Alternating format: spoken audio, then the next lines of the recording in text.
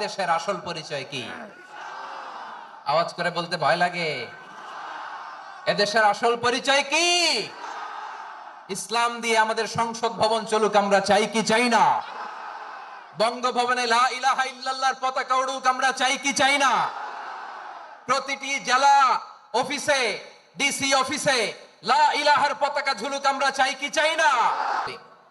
চট্টগ্রাম ফেনীতে যারা গিয়েছেন, মেঘনা গোমতী ব্রিজ প্রকল্প নাম শুনছেন? মেঘনা একটা ব্রিজ পার হওয়া লাগে।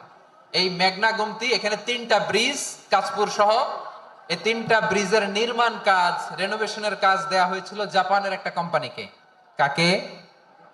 জাপানের কোম্পানির নির্মাণ শেষে 738 কোটি টাকা বেঁচে গেছিল, এটা গভর্নমেন্টের হাতে দিয়ে তারা বিদায় নিয়েছে। কত টাকা? 738 কোটি টাকা। যত প্রাক্কলিত ব্যয় নির্ধারণ করা হয়েছে সব টাকা সরকার, তৎকালীন সরকার 2019-এর সরকার কারা ছিল তো জানেন? এই 2019-এর সরকার তাদেরকে দিয়েছে। তারা রিনোভেশন নির্মাণ শেষে 738 কোটি টাকা অতিরিক্ত বেঁচে গেছিল, এটা আবার গভর্নমেন্টের হাতে বুঝাই দিয়ে তারা বিদায় নিচ্ছে। আমরা কেন এমন হইতে পারলাম না? জাপানের ওরাও মানুষ, আমরাও মানুষ, তার মানে মানুষে মানুষে পার্থক্য আছে না নাই?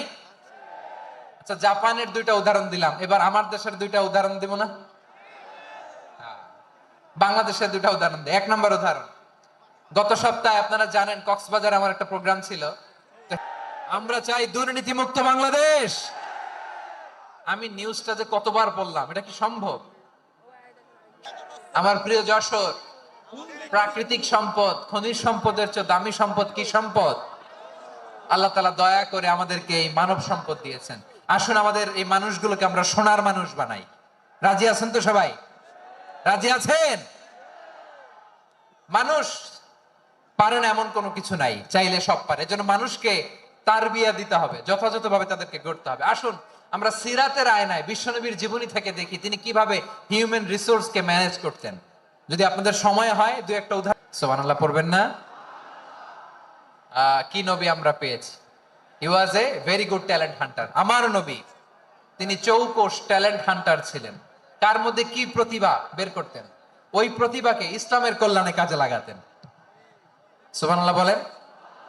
যাকে যেই জায়গায় সেট করলে ভালো হবে তাকে ওই জায়গায় সেট করতেন। কয়েকজন সাহাবীর জীবনী শোনাই। আবু মাহজুরা রাদিয়াল্লাহু তাআলা আনহু, মক্কার মুয়াজ্জিন, আগে ছিল মুশরিক, পরে হইছে মুমিন। উনি কিভাবে মুমিন হইলেন এই ঘটনাটা একটু আপনাদের শোনাতে চাই। তা আপনাদের তো সময় নাই হাতে, সময় আছে? এই জেনজি শেষ করে দিল আজকের প্রোগ্রাম। ইসলাম ফিরে আসতেছেন মদিনায়। পথিমধ্যে বেলাল রাদিয়াল্লাহু তাআলা আনহু আজান দিচ্ছেন। কি দিচ্ছেন? তো পাশে ছিল মুশরিকদের একটা পল্লী, কিছু মুশরিক তরুণ, কিছু অমুসলিম কিশোর, তারা আজানকে ব্যঙ্গ করতেছে। আমাদের বাংলায় মুখ ভেঙ্গানো বলে আর কি।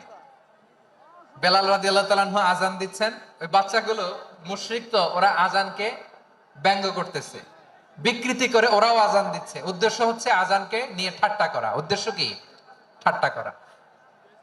ব্যাপারটা মনে কষ্ট পাওয়ার মতো ব্যাপার না? কিন্তু বিশ্বনবী ওইখানে দেখেন কি খুঁজলেন। বিশ্বনবী খেয়াল করলেন অমুসলিম